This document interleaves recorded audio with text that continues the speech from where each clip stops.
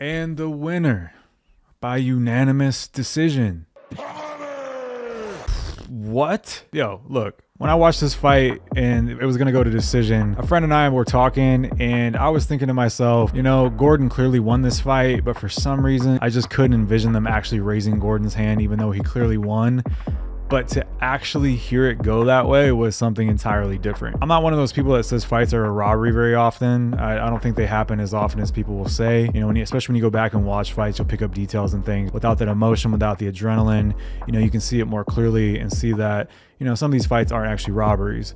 But this one was a clear robbery, and the timing of this whole thing is just really bad too, with the James Krause betting scandal going on in Ontario, banning MMA betting because of potential insider betting, or, you know, they were worried about the integrity of betting in the sport as a whole. Decisions like this do not help that image at all. You know, it only makes that image even worse now.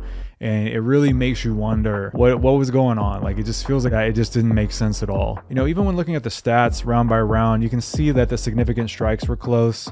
Paddy had landed 29 in round 1, while Gordon had landed 30. And then in round 2, Paddy landed 28 and Gordon had landed 24. And then in round 3, 6-4 there.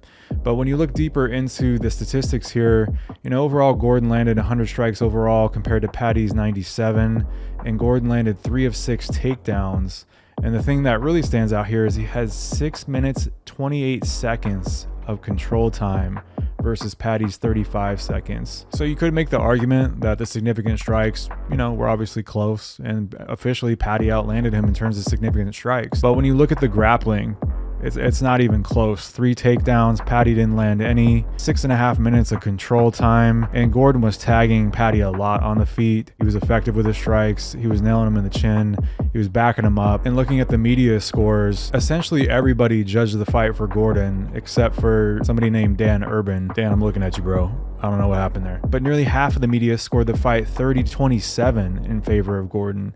So not only did they have him winning, they had it as a 3-0 shutout. But when we look at the judges' scorecards, all 3 judges, a unanimous decision for Paddy Pimblett across the board, and all of them gave round 2 to Paddy Pimblett. How is that possible? How is that's not possible? That's not logical. That doesn't make any sense. To me, it just screams fishy. There's just something very wrong with that. It doesn't add up. You know, Jared after the fight tweeted that I was robbed. Everyone knows it. I can cry about it, but I've been back from worse, and God's plan is the best plan.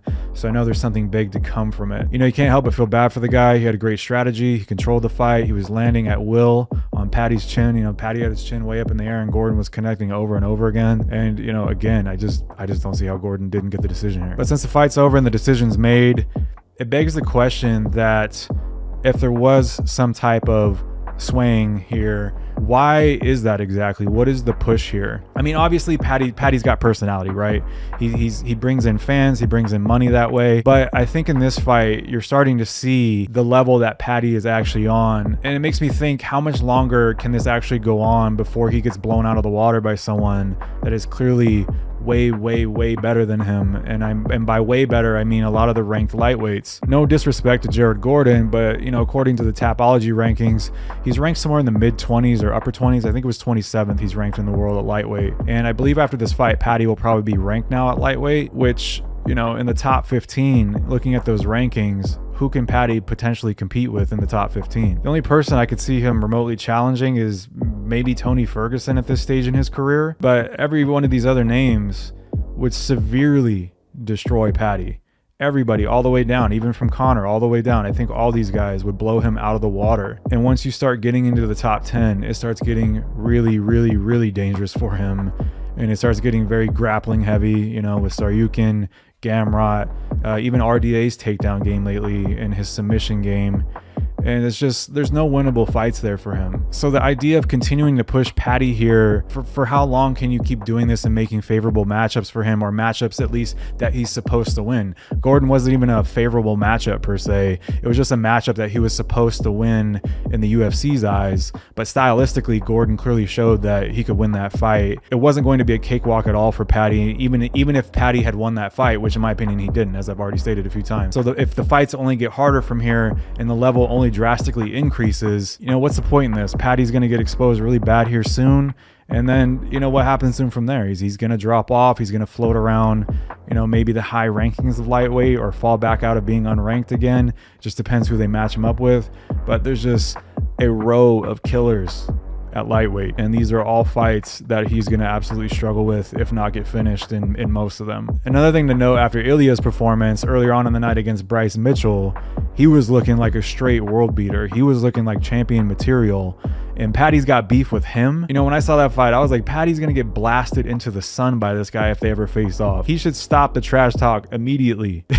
He is not going to compete with that machine. Ilia looked amazing top to bottom. His grappling, his strength, his speed, his striking was tight, powerful punches, just brutal. A guy like that, again, would just blow Paddy out into outer space. It wouldn't even be close. So he should cut that beef ASAP. But all in all, a ridiculous decision for, you know, the UFC's cash cow, Paddy Pimblett, and I don't see this going on much longer. I don't see how it could, but, you know, obviously the UFC wants it to keep going on. So for now, Paddy continues on. And Jared Gordon, again, can't help but feel bad for the guy. I think most of us believe that he clearly won that fight. And at the end of the day, he was robbed.